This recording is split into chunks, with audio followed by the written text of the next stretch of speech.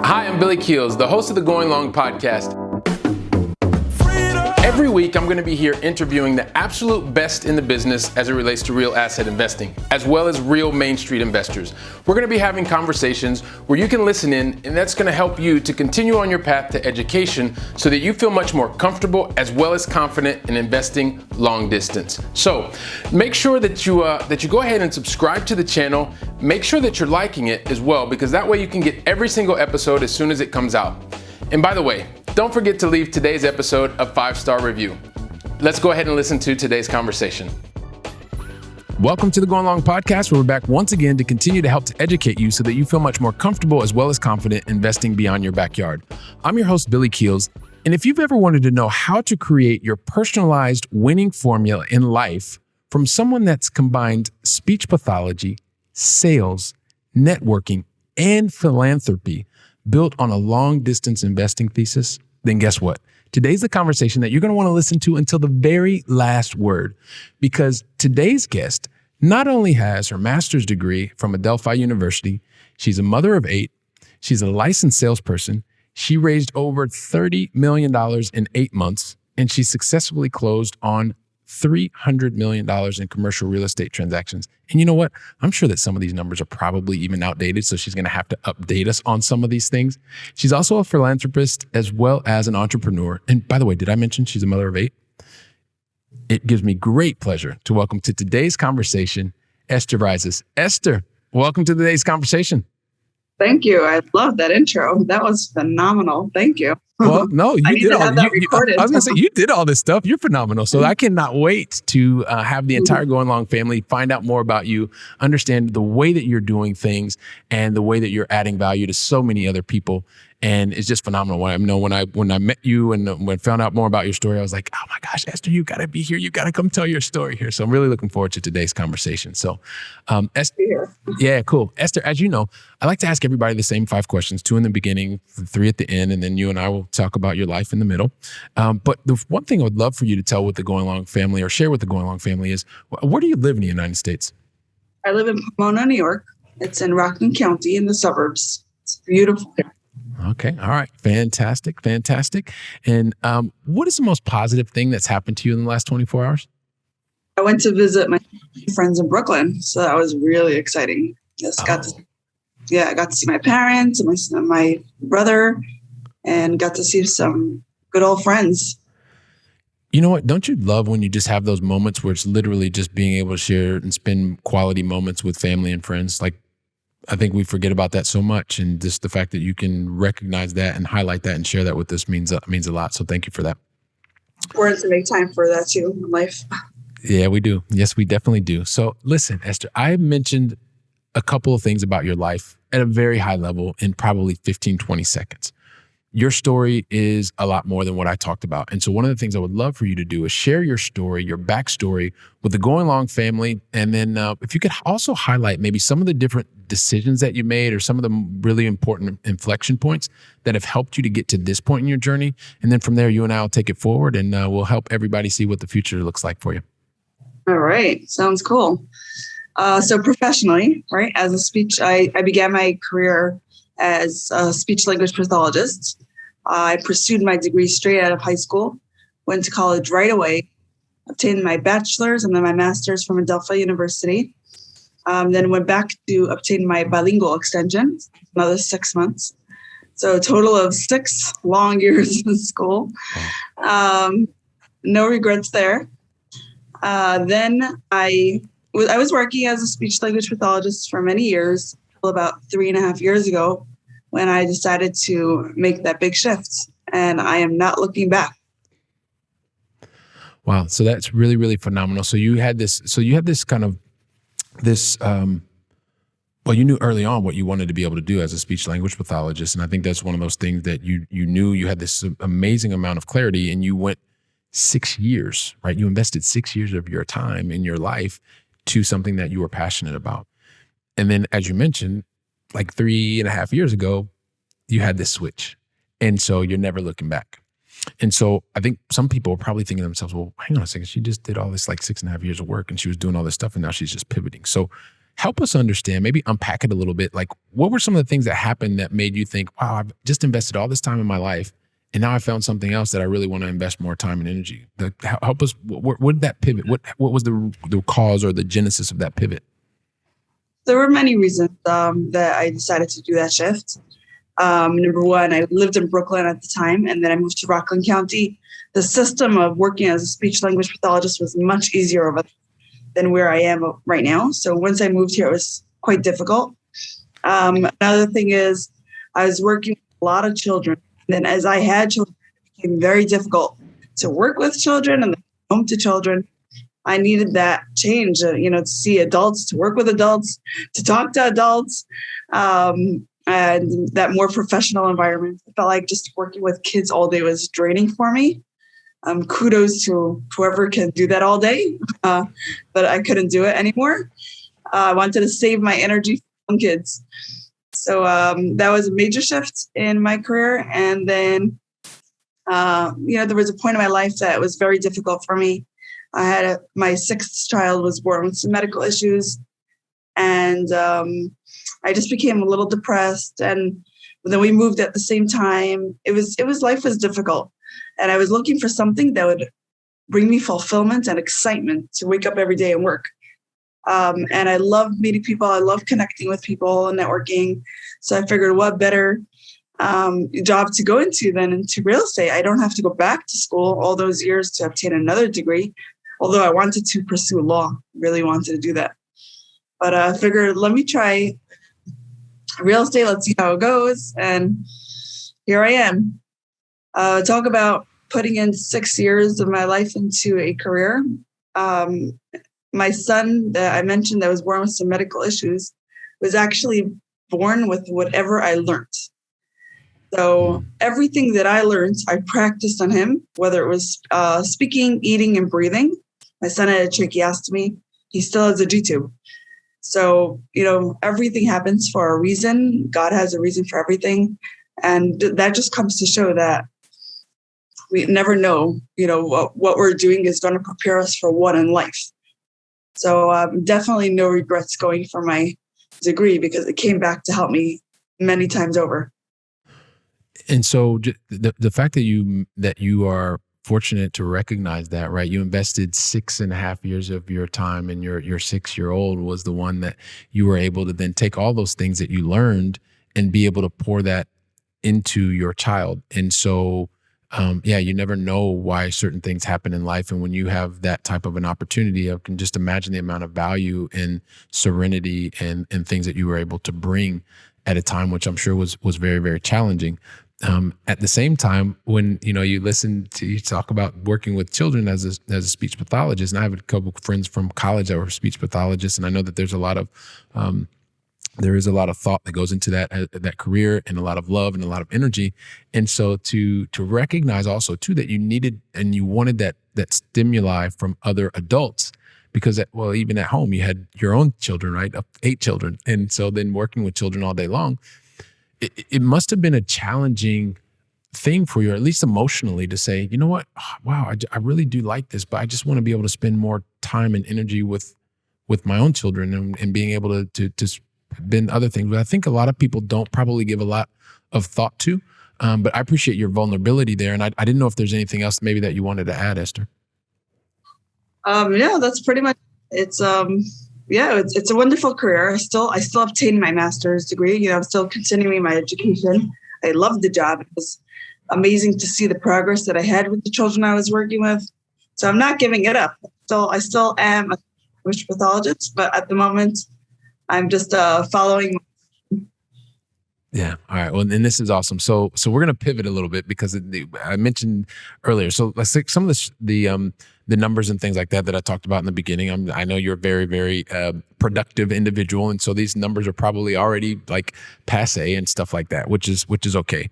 But I guess as you realize that you didn't need to necessarily go back and do full 6.5 years, but there was this real estate, like you could. Knowing what I know about you and knowing that you love to connect other people and that you're someone who is also with this very abundant mindset, thinking, well, why was it real estate and why wasn't something like? Why real estate instead of something else? I guess is kind of my thing. It's a good question. I'm not even sure, actually. Maybe because I like numbers. I like seeing houses. I started on the residential end, so I would see the houses. I like that. Maybe it was just that certain mindset, people with that certain mindset that I connected with. It's a good question. I don't even know, like thinking back, I don't even know what prompted me to go into real estate, because it wasn't like I had anybody field that was close to me, was able to say, hey, they inspired me to go in. It was like totally out of the blue. My husband was laughing the other day. He was saying, like, he would quicker imagine me being on some magician, I don't know, some stage in Vegas performing than going into commercial real estate. So it definitely came out of left field. We don't know where it came from, but here I am. Which is fantastic. So maybe you can tell us a little bit more, because there is one part of your story that I really would like for you. I would love for you to share with the Going Long family, right? Because this whole thing is about helping people feel comfortable and confident investing beyond in their backyards. So you mentioned that you live in the state of New York. Can you help us understand geographically, like where are some of the different places that you've decided to invest or syndicate and be able to bring other people's goals and dreams, and just to kind of give people, because I've been to your website and I'm going to recommend that everybody go to your website, but give us an idea geographically, where are some of the different places that you've decided to invest? Okay, so I'll go back to my journey at Tiny just to give you context of what's going on. Yep. So I started as a realtor, first on the residential end, moved to the commercial space. Eventually, one of my clients had asked me for capital. The first deal that he asked me for was in Connecticut. So for capital wise, as a realtor, I was all over the place.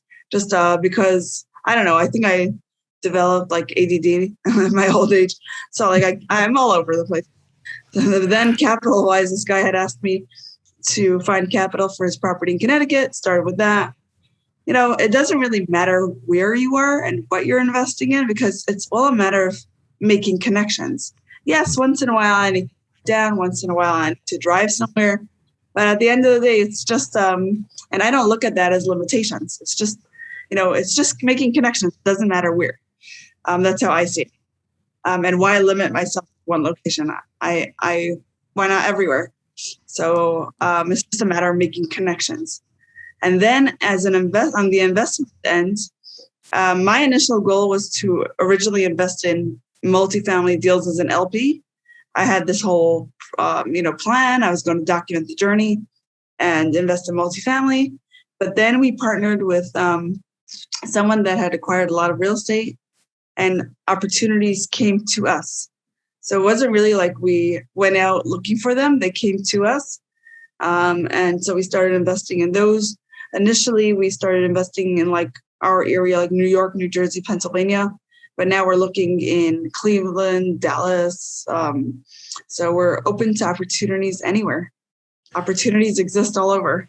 You just got to open your eyes. Yeah, and you definitely got to open your eyes. And I think what I really would love for the Going Long family to tap into is your mindset, right, Esther? Because where some people may see that there's so many challenges and things like that, you're saying, well, I just see it as an opportunity, because there are more opportunities. And what you really are helping us to understand is it's really about the relationships that you're building, the connections that you're making, right? And it ties back into one of the things that we talk about here all the time on the Going Long podcast, is really making sure that you have kind of 4 elements in line with one another. One is understanding personally, what is it that you want real estate or whatever that tangible asset is? What benefit do you want it to provide you? And I know a lot of people talk about it could be tax benefits, it could be cash flow, it could be equity buildup over time, it could be appreciation, whatever. And then afterwards, you have to go to the location that can best provide you that opportunity to get what benefit you're looking for. But then, and it's the most critical part, and I say it all the time, it's the team. What you're talking about are the connections. Because when you have the right team in place, then afterwards, the specific opportunity, whether it's a 400-unit apartment building, whether there are a number of ATM machines, or whether it's energy equipment, if those 4 things are aligned, then guess what? You're on the best track to living the life that you really want to be able to live. And so I love the fact that you also have highlighted that part about the connections, and the team is what makes every single thing possible. And so, do you want to add something there? No, 100%. what you're saying. Cool. And so one of the things is also too, like you've been able to do and accomplish a lot in one of your superpowers as a networker. And I know that it's about networking, but also adding value to other people, which is awesome. And I think sometimes people can get caught up in all of the easy part, but I'm also going to assume that you've had to make some type of sacrifice, right? And I would love for you to speak to the types of sacrifice that you've consciously made so that you can continue to move towards the lifestyle that you really want to lead. If you could talk about a little bit to that, please. Definitely. Once I committed to learning about real estate and I started knowing nothing, like I had no idea of finances. If you hear my story in the past, I started all I did, my extent of financial knowledge was swiping the credit card until I made the commitment to start learning real estate. So I started from scratch, learning everything I can. Once I made that commitment, I have not watched a movie. I don't know what's going on in Hollywood or in the world. I try to stay away from politics. I try to focus on what's important in my life and in my kids' life. And yes, I do host less. I throw less parties on the weekends because everything, the weekends I try to give my kids most attention because if I'm working sometimes through the night, I want to save at least the weekend special for them. Obviously I'm with them during the day, but sometimes I have to work more than I want to. The weekends are totally for them. So that's been a sacrifice. I socialize a little less. Work became my social life. What could be better? But with my friends and just in the community, I have to choose my time very wisely. So everything is a really thought out process. I only go to events that matter most, or I use my time wisely. So that's important. Yeah, and so when you're using your time wisely, and I appreciate you just being open and transparent with us, because it can't all be just positive things. There are literal sacrifices that you make, but they're very calculated things because you're looking at your priorities, and what your priorities are not necessarily watching 15 hours of TV or talking about whatever political thing people are talking about. It's going out and building new relationships with like-minded individuals that are going to be able to continue to move forward together so that ultimately you can live the life that you want to be able to live, right? And I think a lot of times people think it's just all, cocktail parties and this and that, but there are real life sacrifices that you have to make in order to get to where you want to be. So you'd also mentioned earlier too, Esther, because you mentioned we, and we're doing this and we're doing that. So when you talk about we, who is we exactly? I always automatically do that. I don't know why. My husband and I are started investing, and we have some partners that we're working with. So that's the we. I don't know. I always do that. No. It absolutely makes a lot of sense. And so one of the things, so as you talk about we, kind of when you go into, because there's a lot of couples that want to be able to invest together and then they try to build a business together. And I say try because it's difficult sometimes to pick the right lane. And so maybe you could share with some of us what that dynamic is like, also too, being able to invest with your husband and then being able to invest with other friends, and how you've been able to come up with a formula that is working positively for you. Yeah. So everything that's happening is happening so fast. It's not like we figured something out. My husband was always investing in real estate before I was involved. But now that I'm involved, things are since September, it's gotten crazy.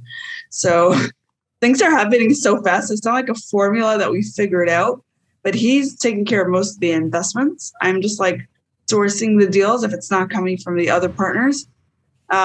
So we're kind of working together, but not really. Once I find the deal, he takes over because I'm still a realtor and I'm still an investment manager / capital raiser. So I have other stuff that I'm working on. So he kind of took over those, but it's all evolving so quickly. So we definitely don't have any magical formulas. Well, even though you don't have a magical formula, even the way that you're talking to us now, Esther, is that you're doing up to a certain point and then your husband's taking on a different point. But what that says to me and to our audience, to our Going Long family, is you've selected certain lanes that you know what you're very good at, and you're continuing to do that. And your husband's very good at what he does, and has the experience and has the let's say the training, one way or the other, from life experience and previously having invested, and you on the sales sides of things. So even without really coming up with a strategic master plan, you understand one another well enough to be able to select the right lane. And what it sounds to me like, and I guess where I'm looking for your confirmation is, even without sitting down on a strategic plan, you both know what you're good at, and you're staying in your lane to move the family forward faster. Yeah, it kind of like just happened. Like, it wasn't something that we sat down and even spoke about, but it just kind of like fell into place like that.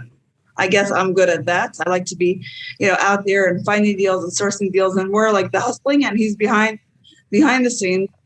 He's a real introvert. Sorry, I'm a massive extrovert. He's a real introvert. I was going to say, you seem very introverted to me, Esther. Yeah, but it actually works. He's like total polar opposite. So he does like all the behind the scenes work. You won't find him on any social media platforms. He just does. It's not his thing. Right, but right. And I'm all over the place. It kind of just like fell into place like that.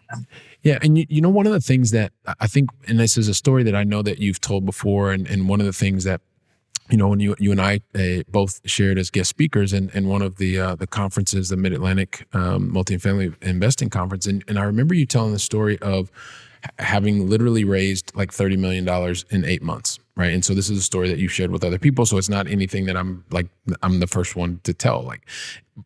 And when I remember hearing that story, and I thought to myself, well, you mentioned that you were moving into this syndication thing, that you were moving into raising capital. And so one of the things that I'm sure a lot of people want to know is, what is the secret sauce for being able to do something that most people would perceive as an astronomical number for a syndicator?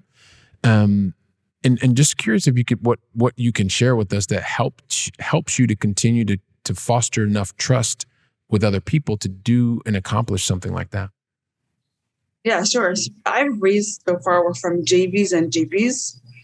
I'm starting to raise from LPs. I'm starting a fund.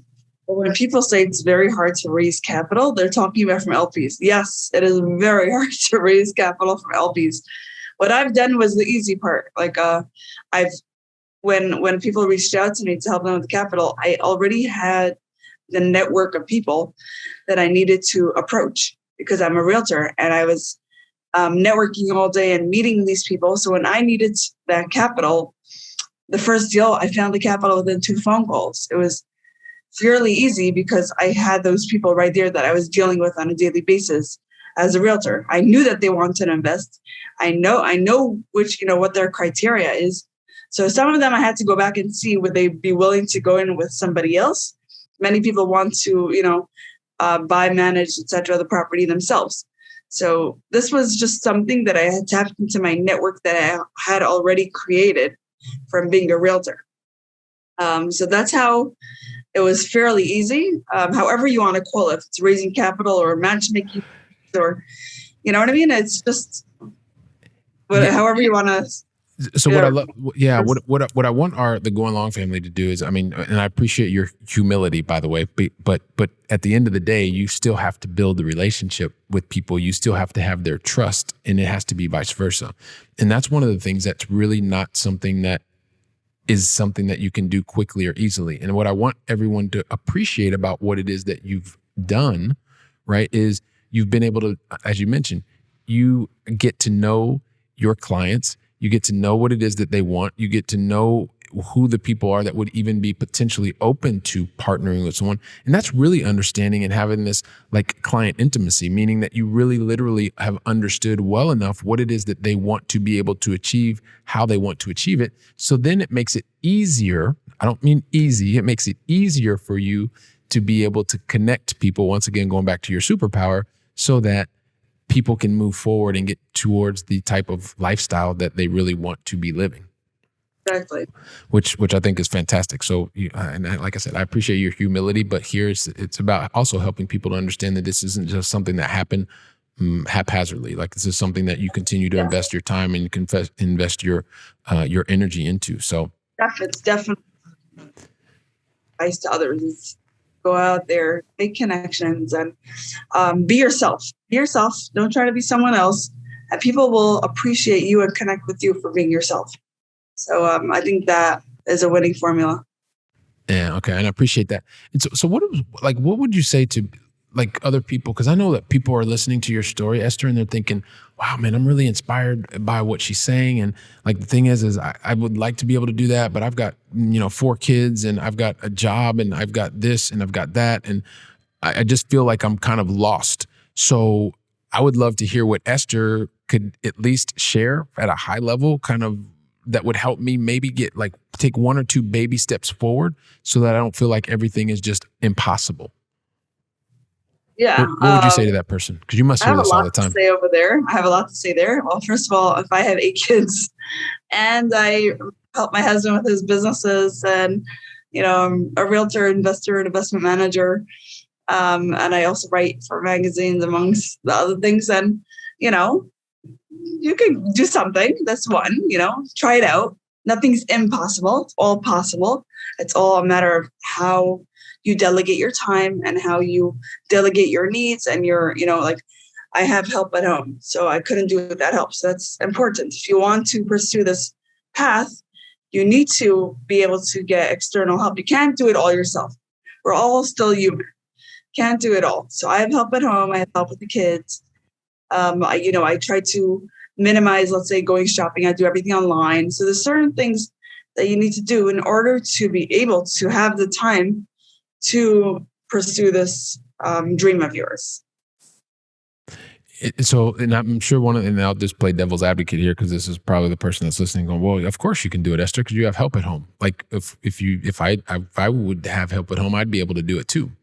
And I'm going to go back, but I am fortunate to have the help. That's true. Right. So you're fortunate to have the help, but what I want to take it back is we go back to the thing about the sacrifice, right? Because this is also a part. I'm sure that you've done your own kind of calculations and said, okay, well, should I continue to do the things with the kids, or do I have someone else to come in to help me with the kids, which means I'm going to spend less time with my kids, but more time for this moment in time on doing the other things that I think are going to move our family forward. Like, did you go through that thought process as well? It's interesting because I feel like I spend more quality time with my kids now. Because I'm not doing my laundry or cleaning my house or cooking. I've hardly cooked the last months. So when I'm with them, I'm fully with them. I'm not running around and folding laundry and while talking to them and on the phone, and I'm cleaning the floors. So when I'm present with them, I'm more present than I've been in the past. So I actually find it a benefit. And also I'm a happier mother because I'm doing what I love. You have to really love this job in order to do it, because there are so many sacrifices, and even all these hours that you put in, not always does pan out. Sometimes things just don't work out. So you have to be able to literally love what you're doing and sacrifice those hours in order for one day something may work out. There's so many things I worked on that didn't go through. So it's part of the journey, and someone has to recognize that as well. Yeah, and I love that you said that once again, because there are a lot of sales professionals that listen and watch us, right? Because I'm a sales professional and I've been doing it for 20 some odd years. And so one of the things that we have to remember, and of course, salespeople, quote unquote, salespeople love to talk about the victories, but the reality is we lose more often than we win. And so the fact that you've just mentioned that, Esther, is we have to remember that. We talk about the victories, but that means we probably lost 70% of the time and we've only won 30% or 20-80 or 50-50, whatever it is. We end up typically losing more than we win. And so when you are thinking about what you just said and the investments that you make in your time, even though you've made the investments to have people to help you at home so that you can then get more quality time with your kids, you're still using your time knowing that most of the time you're going to lose, because it's just part of what we do. I mean, it's not, exactly. It's not anything other than that. And even though that's happening, you've still been able to build a lifestyle that allows you to have and be more present with your children. You may not have the same amount of time, but the quality of the time that you're with your children, you're feeling that is much better. And I'm sure that they're feeling that as well. Yeah, definitely. I also feel like the weekends, like I fully, because I have that little tiny bit of guilt. So the weekends I'm like extra on. So maybe even more, I'm spending more time than before, like quality wise. And I try to take out each kid separately on their own to give them special quality time one-on-one. Yes, there are so many things that didn't work out. And if only like people would understand, people come to me and they're like, oh, I want to get in real estate. What you're doing looks so glamorous. So I'm like, okay, maybe I'm a little guilty of making it look so glamorous, but I do educate them on all the tough parts. It's not all rainbows and unicorns. It's a lot of it is tough. Like I've worked on deals for months and then they fell through. So share one of those with us, Esther, because I think this would be good for people to really just understand. Because and I appreciate what you said, because you do make it look fun because you're passionate about what you do. At the same time, this is a great opportunity for you to share with people like, look, you've invested a lot of time, energy, and it didn't work out. Maybe share one of those stories with us. Oh, so many. Just one. I was working on this piece of land in upstate New York for months, and the buyer was like, like last minute, he just pulled out and didn't come through. And this is like back and forth. And I was dealing with this property in Pennsylvania. A few clients like were almost at that finish line. And then boom, it falls through. And even on my end, as an investor, we were supposed to close on a property about a month ago. The day of the closing, the lender came back with tons of more questions and we still didn't close. So I can go on and on. This is like, daily situation that you learn to live with, and you cannot get attached to the deals. And you realize that whatever didn't work out wasn't meant to be yours. And you got to love what you're doing in order to get up and brush yourself off and continue moving on and pursuing the next opportunity.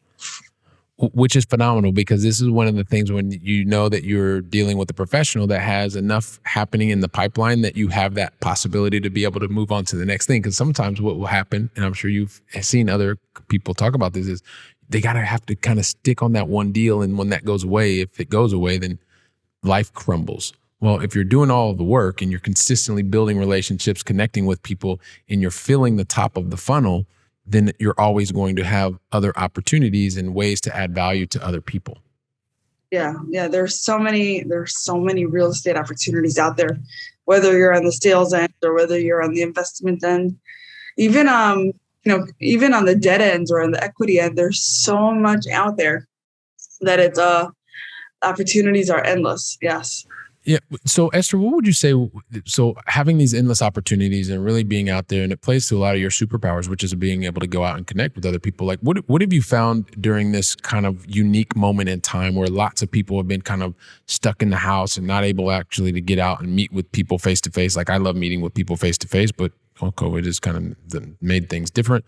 I also happen to live in Europe, and a lot of the investing that I do is back in the States. Maybe what are some of the bits that you would share of your superpower about being able to connect and create true connections with people? Yes, I also love meeting people. But actually, believe it or not, COVID has been a blessing for me because Zoom had just, multiplied the amount of meetings I was able to have, or the amount of progress I was able to do because everything is online. Before COVID, I'd go into the city, have a meeting or two a day. Here I could have 10 meetings a day, and my business boomed because of that. So it's been a blessing in disguise for me. How I go about networking. First of all, I just personally love, meeting new people, hearing people's stories. It's just something that I enjoy. So it's maybe something more natural for me than other people. I think everyone has an amazing story, and it's just we're out there to help each other. I love helping people wherever I can, and just being out there for the next person. You never know how your story can inspire the next. So that's why I share, and that's why I do these podcasts. So I think though it's more natural for me maybe than for other people.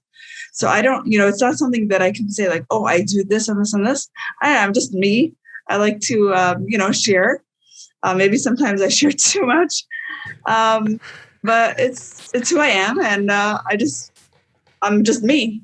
Yeah. Yeah. Just as you said earlier on today, just, continue to be yourself. Don't try to be somebody else. And when you're looking to make connections with people, make genuine connections. And so I think that is probably the best way to think about it. And then when you have this opportunity where it really helps to increase your productivity when you're able to, rather than spend all day in a car and have to drive here and drive there, you can actually see people 8 times rather than 2 times in a meeting in the same, whatever, 8-hour day. So, so definitely something that could play to your strengths. So I guess before we go into the going long final 3, Esther, I would really love to know kind of what does the future look like for you? Kind of what's the next, if we can even go out 12 to 24 months, what does that look like? How many people are you helping? How many lives are you impacting? Yes, I'm just having fun. I don't look at it like the exact numbers that I closed or how many deals I make. If I make a $500,000 sale versus a $500 million sale, for just as exciting because I'm helping the next person. I'm enjoying the process. Like, I don't look at it like exact numbers. I really enjoy what I'm doing. So for me, that's, just enjoy what I'm doing, trying to be present, trying to stay as calm as possible through the process, because no point in stressing about it. That would be, not helpful. So I try to do that. The numbers, where we're going to head to, we're aiming for the moon. I don't give up. I'm very, very competitive within myself. So I just enjoy that little self-competition or that hustle. So yes, I'm not planning on slowing down anytime soon. Just getting started, actually. Where exactly we'll go, we'll see. Check in in a year. All right, sounds good. I'm gonna guess here that you're still gonna be going up and to the right. So that would be a positive thing. And then I mentioned before we get into. But the goal is really to help more people along the way. That's the main goal. Yeah. Which is really what I wanted to ask you about. And this is maybe not necessarily business related, but one of the things that I know is important to you is philanthropy and being able to give back and stuff like that. So before we get into the going long final 3, maybe if you could just talk about that part and that love that you have for being able to give back and giving to others, before we go into that. Yeah. So, we're very there for the community and for people in need. There are many people in our own community that are, don't have, money to make ends meet. So we, start with our surrounding, whoever's in our little village. And then, organizations reach out to us. So whether it's, so many, just different schools in need, like private schools that help children needs is a passion of mine. We just, we try to be there emotionally, physically, financially, for as many people as we possibly can. Fantastic. Well, I appreciate you sharing that, Esther, and I know there's some things we'll include in show notes and stuff like that later on, but appreciate you sharing that part of the story. But the thing is, we got to go into the going long final 3. And the thing is, Esther, I never ask anybody the going long final 3 unless you tell me that you're ready for me to ask. So my question is, are you ready?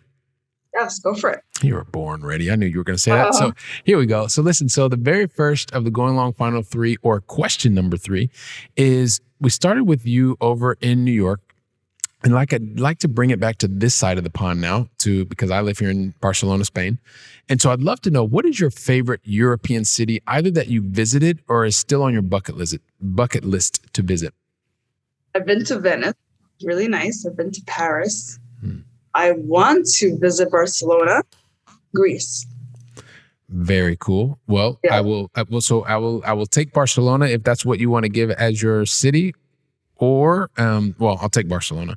And you and the family, let me know when you all are coming over to Barcelona, and we'll be able to show you around. So we're looking forward to that. Thanks. Yeah, one day. Thank you. One day we'll get there. All right, cool. So the other thing is, question number 2 is really about successful people. And one of the things that I've noticed about successful people, and you are a very successful person as well, Esther, is successful people, one of the main reasons that they're successful is they only make one mistake. And that is really the reason. I keep getting that wrong every single time. Okay, well, maybe it's just kind of fake. I get it wrong all the time on purpose. But here's the thing. The real deal is all successful people just like everybody else, make lots of mistakes. You call them mistakes, you call them learning opportunities, call them whatever you want to call them. But the big difference is really successful people tend to take a lesson from every single mistake or learning opportunity that they have. And so I would love for you to share like just one lesson that you have learned that's really helped to make you successful, and also that could be of great value to the Going Long family. What would that one lesson be? Personally, just to stay calm and stress less and worry less. By nature, I'm a worrier. My husband jokes that I worry about what to worry about next. So for me, it's just trying to be present and, in the moment, enjoy what I'm doing. I'm really hard on myself to do that because at the same time, I'm very goal oriented, and I'm like, okay, when's the next one? I'm like on a roll. I have that hustle bug in me. Yep. So it's important to like look forward to the next thing, but also like stay present and be in the moment. Yeah, very cool. Okay, so stay calm, be in the moment, stress less, and be in the moment. So appreciate you sharing that with us as well. And I guess the Going Long Final 3, the last of the Going Long Final 3, is really to help us understand how we can feed our minds. And so, what book would you recommend to the Going Long family? I don't have too much time to read. That's the honest truth. But you write. You're a writer, though. You do write articles and stuff like that. Yeah. I write. I don't have time to read, but read my articles. Even though, the book about this is where I got this idea of being present, being in the. It's The Power of Now by Eckhart Tolle. I haven't read the full book actually, but my husband teaches throws in snippets. He'll read parts to me, and that's kind of become my psychology book. So it's important to be in the moment, enjoy the process. Don't rush to get to the next. You're driving somewhere, you're in traffic, listen to podcasts, enjoy the ride, look at the scenery, look around you, just relax, try to breathe. And that's my book I reference. All right. Sounds good. And yeah, The Power of Now, it is one of those that is, when I read it, I was like, wow, this is really deep. And so it reminds me, I had someone that told me, be where your feet are. And I don't know where they quoted that from, but it was just kind of that's like the power of now, just kind of wherever you are, that's where you are. So until you're into the next place. So, wow. So Esther, this has gone really, really fast. And so I'm just thinking about you sharing your beginnings from Brooklyn and then being able to follow your dream, and you knew what you wanted to do as a speech pathologist early on. And you were able to do that over some 6 and a bit years, and being able to follow your goals and your dreams. And then you realize hey, you were building your own family. You were surrounded by your own children, and then you were surrounded by children all day, and you needed that desire to be with other adults and be able to have different types of conversations. And you pivoted, right? Which is something that a lot of people would not even dare do. And not only did you pivot, you decided to pivot beyond New York, and you're in Connecticut and multiple other states, and where you're adding value to people, not only as an agent, but also now helping people to raise capital, building your own business, working with your husband, taking care of your 8 children, figuring out systems so that you can spend more quality time with them. And at the same time, having this drive to want to continue to do more. And at the same time, finding time to give back to your local community, and then being able to do and go beyond your backyard and helping people in other places. So I know I was inspired to reach out to you after we met at the conference. And I know that so many people that have listened and are watching us here now on the video are like, I want to find out about Esther. She keeps telling me all this cool stuff she's doing. She's got this energy. She's got all this kind of different things going. She's giving me some things on mindset that I can think about. She's giving me some ways that I can approach this new situation. And they're thinking, how can I get in touch with her?